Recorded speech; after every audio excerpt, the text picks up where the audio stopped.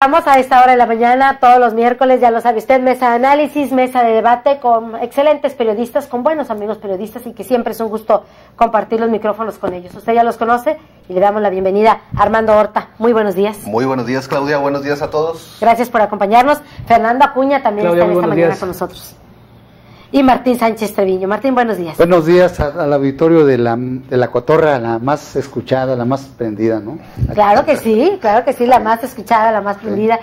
Gracias por acompañarnos como todos los miércoles. Y bueno, pues acabamos de recordar un aniversario más de la Constitución y precisamente es el tema que hoy vamos a poner sobre la mesa, los cambios que ha sufrido la Constitución en nuestro país. Estábamos hablando más de 486 cambios que se han dado, al menos en los últimos 35 años. De esto vamos a estar platicando.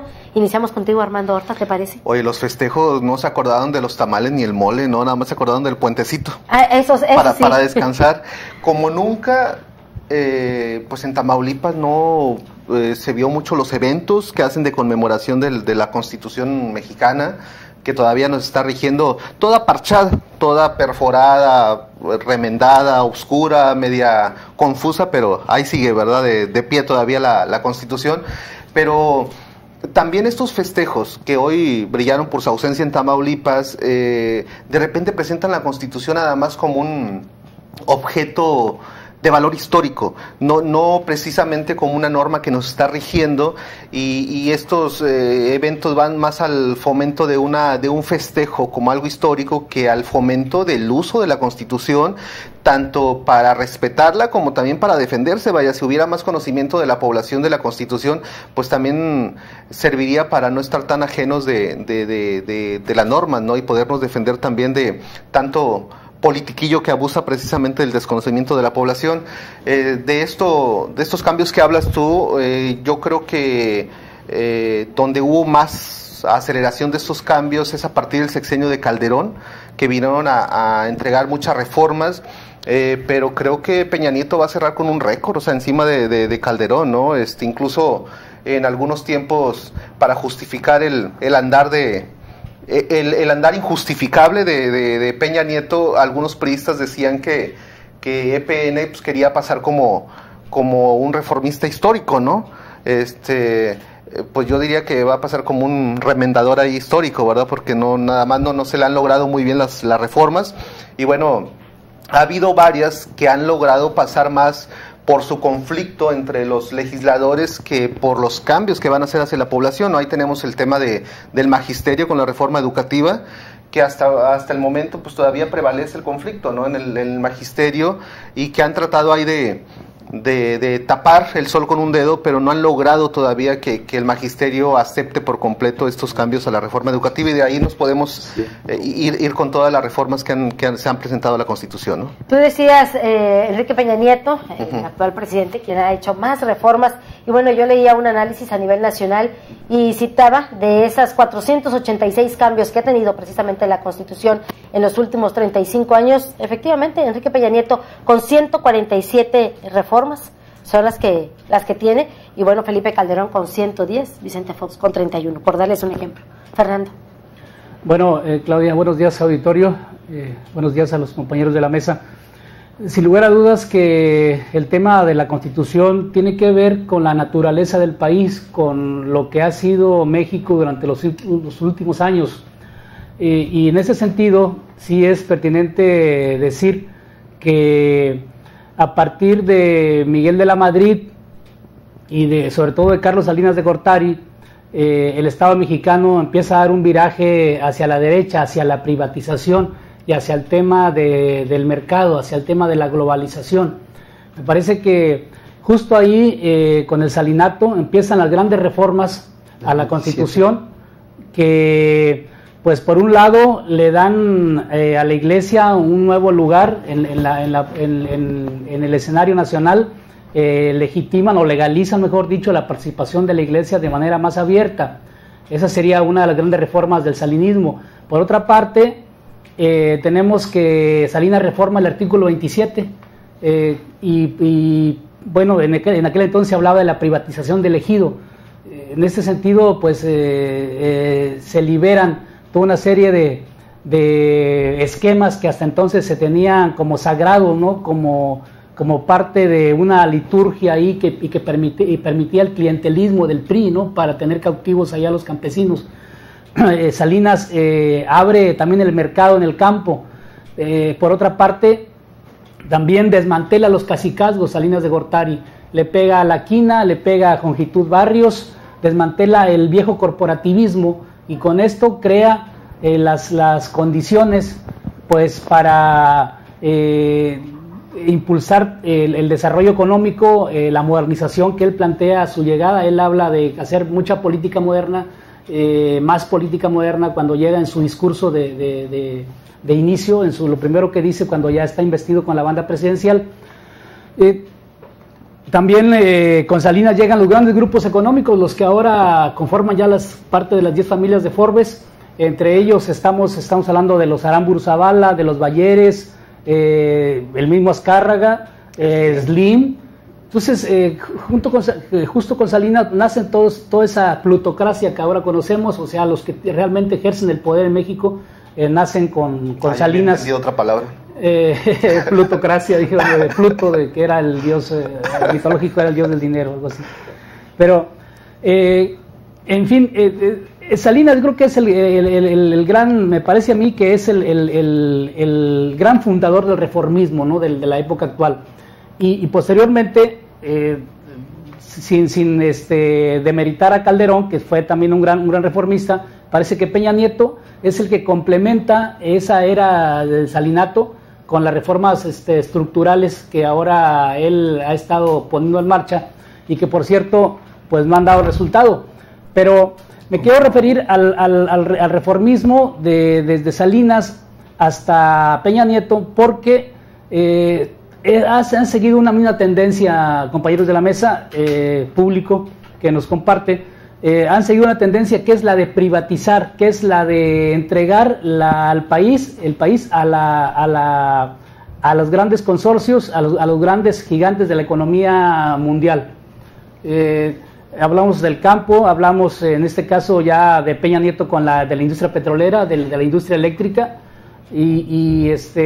lo cual no ha traído riqueza a los ciudadanos de este país, sino ha traído beneficios para los grandes grupos económicos, lo que se llama la macroeconomía que ellos manejan mucho en el lenguaje tecnocrático. Eso es lo que se ha traducido este tipo de reformas de Estado, un Estado neoliberal que se consolida con Peña Nieto, pero que al igual que con Salinas, a grandes costos sociales y políticos. Eso es lo que yo podría decir de entrada, ¿no? Martín Sánchez. Sí, pues sí, ciertamente pues se puede ver así como dice Fernando.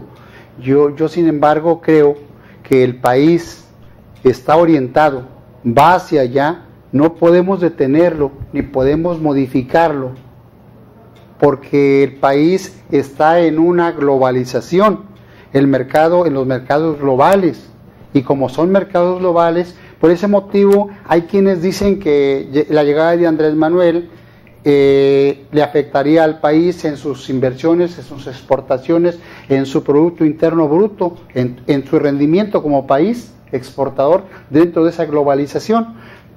Eso es lo que dicen los que no lo quieren. Los que creemos nosotros que tenemos que escucharlos a todos y oírlos, ahí sí hay que ver que esa perspectiva, que no puedes renunciar tú. A ver tú, por ejemplo, vamos a decir un ejemplo muy burdo, que la radio se salga de las redes sociales. A ver, porque es la globalización de la radio.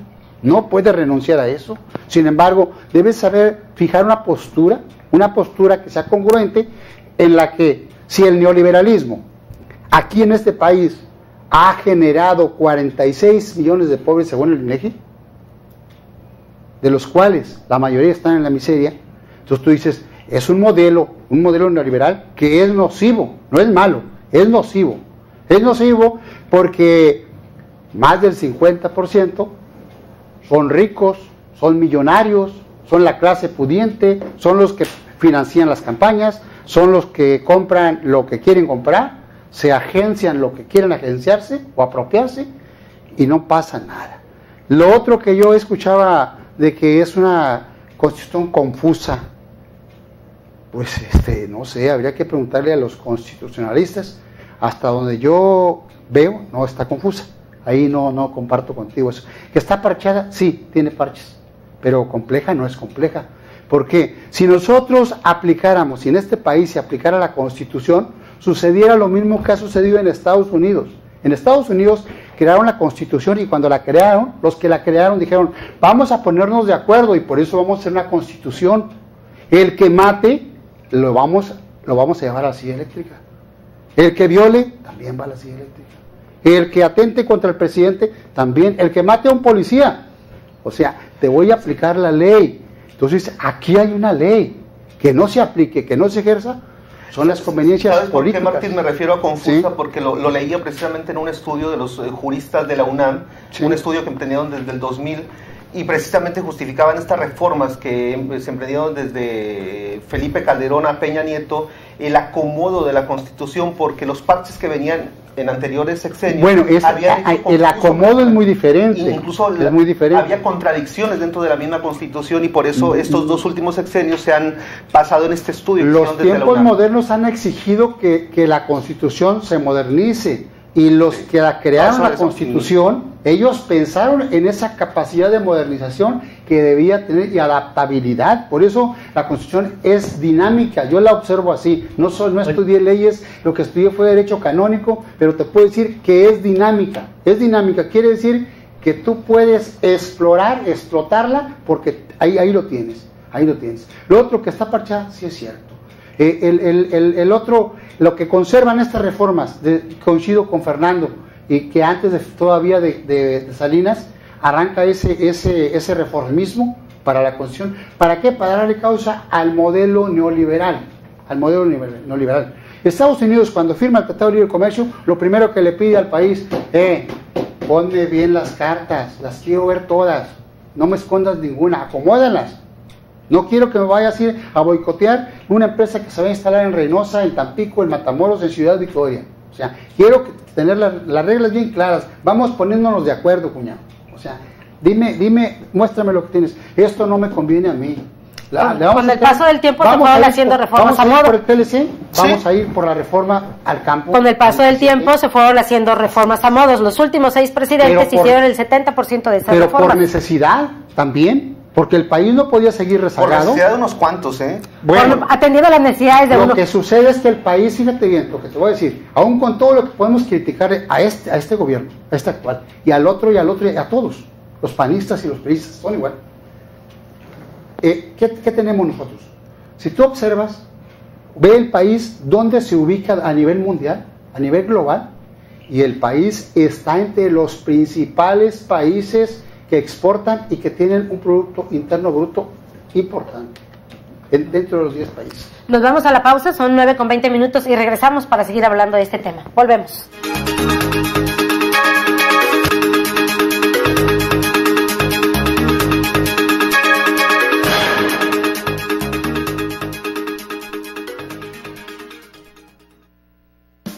Amigos, ¿ya probaron los productos de Mesil? Sí, yo les llamé. Toda mi casa quedó limpísima. La ropa de mi familia huele a limpio. Mi baño desinfectado y con un agradable aroma. En la escuela de mis hijos, Mesil se encarga de la limpieza. Somos Mesil, cuidamos el medio ambiente. Mesil, Mesil. ¿Y tú, ya eres cliente Mesil? Porque cuidan de mí, Mesil. A ver, jóvenes, quien me haga la mejor propuesta se lleva 180,000 pesos. Estas oportunidades no se dan todos los días. Aprovecha y éntrale al reto Banjico. Si estás en universidad, junta a tu equipo y desarrollen una propuesta de acciones de política monetaria para México. Consulta las bases en banjico.org.mx/Reto Banjico. El equipo ganador obtendrá hasta 180,000 pesos. Cierre de inscripciones 5 de abril. Tu visión vale. Banco de México. Esta vez, la naturaleza sorprendió a nuestros hermanos de Chiapas y Oaxaca. No dejemos que nuestra gente